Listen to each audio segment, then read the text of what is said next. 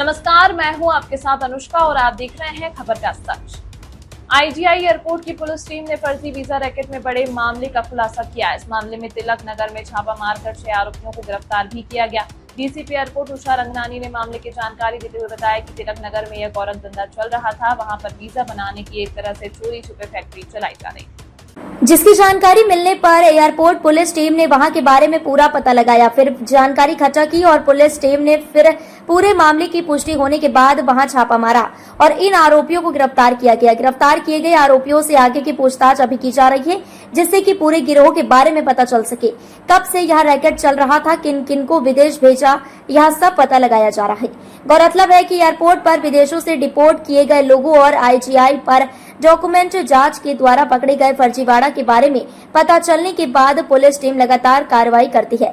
दिल्ली के अलावा पंजाब, हरियाणा, वेस्ट बंगाल, राजस्थान आदि राज्यों में छापा मारकर एजेंट को गिरफ्तार करती है, जो भोले भाले लोगों को विदेश में मोटी कमाई का लालच दिखाकर दूसरे तरह से डॉक्यूमेंट तैयार करते हैं। उनसे अच्छा अमाउंट लेकर डॉक्यूमेंट देते हैं, जिनमें से काफी एयरपोर्ट पर जांच के दौरान पकड़े जाते हैं। कुछ यहां से निकलकर विदेश पहुंच भी जाते हैं, तो वहां स्कूटनी में धरे जाते हैं। उसके बाद उन्हें वापस भारत डिपोर्ट कर दिया जाता है। एयरपोर्ट पुलिस की टीम ने एक काउंटरफेट वीजा मैन्युफैक्चरिंग यूनिट को बस्ट करते हुए काफ़ी भारी मात्रा में रिकवरी करी है, जिसमें काफ़ी लोगों को अरेस्ट भी किया गया है। कंप्लीट वीज़ा, फेक वीज़ा और ह्यूमन ट्रैफिकिंग सिंडिकेट को डिसमेंटल करते हुए अब तक 6 लोगों की अरेस्ट की जा चुकी है। इसमें 1 पैसेंजर और 6 फ्रॉडुलेंट एजेंट्स की अरेस्ट करी गई है। 16 नेपाली पासपोर्ट, 2 इंडियन पासपोर्ट, काफ़ी भारी मात्रा में नकली वीज़ा, लगभग 30 वीज़ा स्टिकर्स और 23 वीज़ा स्टैम्प्स रिकवर करी हैं। इसके अलावा जो नकली वीज़ा बनाने में जो इक्विपमेंट यूज़ होता है, जैसे डाई मशीन, लेमिनेटिंग शीट्स हो गई और साथ में printer, scanner, colour printers, computer, laptop और यूवी मशीन्स तक रिकवर करी गई हैं। ये फैक्ट्री तिलक नगर के एरिया में ऑपरेट हो रही थी और पिछले 5 साल से ये फैक्ट्री काम कर रही है।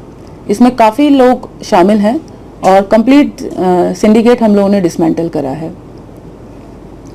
6 लोगों की अरेस्ट करी है, जिसमें जो मेन जो फैक्ट्री के चलाने वाले हैं वो है मनोज मोगा और साथ में बलबीर करके एक फ्रॉडुलेंट एजेंट है। हमें इस कंप्लेन हमें 2 सितंबर को मिली थी। ब्यूरो ऑफ इमिग्रेशन से हमें कंप्लेन मिली कि एक पैसेंजर डिपार्चर क्लियरेंस के लिए इमिग्रेशन काउंटर पे रिपोर्ट किया था, जिसके पासपोर्ट पे नकली स्वीडन का वीज़ा लगा हुआ था और वो इटली की तरफ जा रहे थे। तो नकली वीज़ा होने की वजह से ये कंप्लेन हमें दी गई और हमने बीएनएस के रेलेवेंट सेक्शन, जो चीटिंग और फोर्जरी के सेक्शंस हैं, उसमें एफआईआर दर्ज करी और इन्वेस्टिगेशन सब इंस्पेक्टर मदन को दी गई।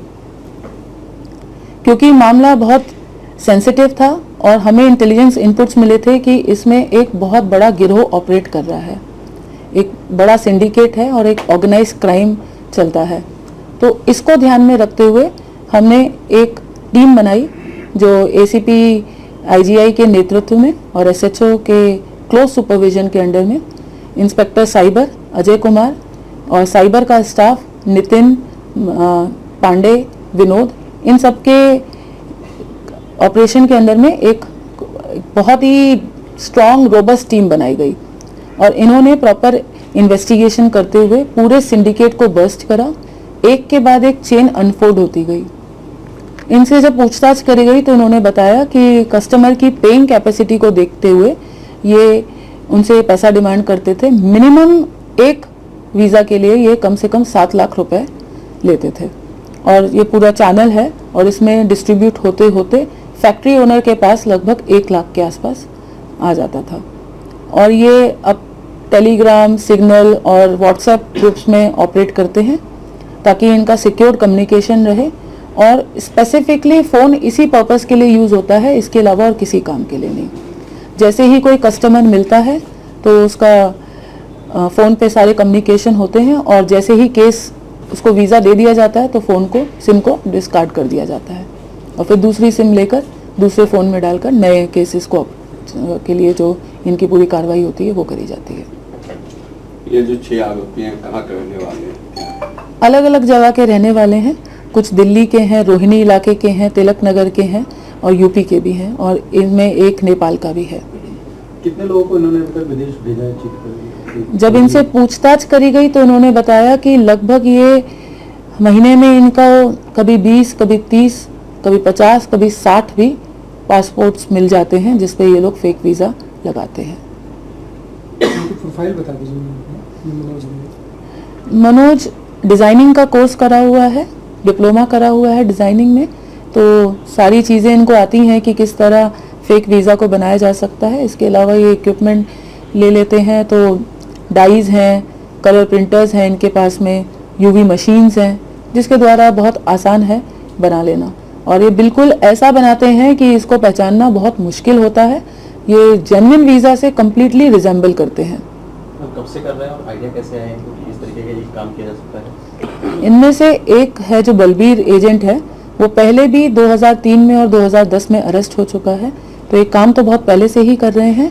पर ये जो फैक्ट्री है ये पिछले 5 साल से ऑपरेट कर रही है और इसमें काफ़ी अलग अलग तरह के एजेंट्स, अलग अलग एरिया के एजेंट्स, कुछ नेपाल के भी एजेंट्स हैं जो शामिल हैं। तो अभी इन्वेस्टिगेशन अंडर प्रोग्रेस है।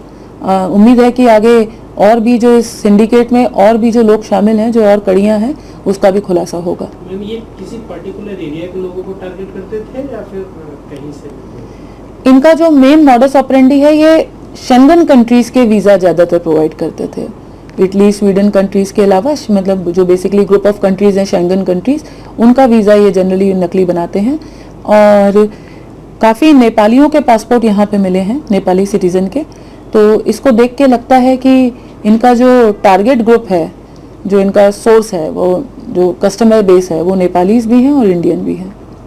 और डिफरेंट कंट्रीज़ के यहाँ पे अदर देन शेंगन कंट्रीज़ कुछ और कंट्रीज़ की भी वीज़ा स्टैम्प मिली हैं, जो हमने जिस तरह से देखा तो अभी तक 23 वीज़ा स्टैम्प्स हमको रिकवर हुई हैं और 30 फेक वीज़ा स्टिकर्स हैं, वो मोस्टली शेंगन कंट्रीज़ के हैं। जो स्टैम्प्स हैं वो सारी अलग अलग देशों की? अलग अलग देशों की हैं बिल्कुल, और शेंगन कंट्रीज़ की मोस्टली स्टैम्प्स हैं। डाइज भी हैं और परमानेंट रेजिडेंसी कार्ड्स भी हैं कुछ इनके पास में। तो काफ़ी भारी मात्रा में रिकवरी हुई है। इन्वेस्टिगेशन अभी प्रोग्रेस में है, अभी और काफ़ी चीज़ों का खुलासा आगे होगा। मैम आइडिया कहाँ से आया ये नहीं? क्रिमिनल्स को बहुत सारे मोटिवेशन होते हैं इन ऐसे काम करने के, क्योंकि ये मार्केट है इस चीज़ का। काफ़ी लोगों को बाहर जाने का चार्म रहता है क्योंकि बाहर बेटर एम्प्लॉयमेंट अपॉर्चुनिटीज़ हैं, बेटर स्टैंडर्ड ऑफ लाइफ ऐसा लोगों को लगता है कि विदेश कंट्रीज़ में, खासतौर से यूरोपियन कंट्रीज़ में या यूएस में, तो इसलिए काफ़ी लोग जाना चाहते हैं, तो अलग अलग चैनल से इनको अप्रोच करते हैं और उस तरह से फिर ये अपना काम करते सफल हैं। भी हो जाते थे, वहाँ जॉब भी मिल जाता था। अभी हम और पैसेंजर्स जिस तरह उन्होंने अभी जो हमें वीज़ा रिकवर हुए हैं या फिर जो पासपोर्ट्स रिकवर हुए हैं, उनसे हम पैसेंजर बेस को टच करेंगे तो पता पड़ेगा कि आगे क्या। तमाम महत्वपूर्ण खबरों के लिए देखते रहिए खबर का सच।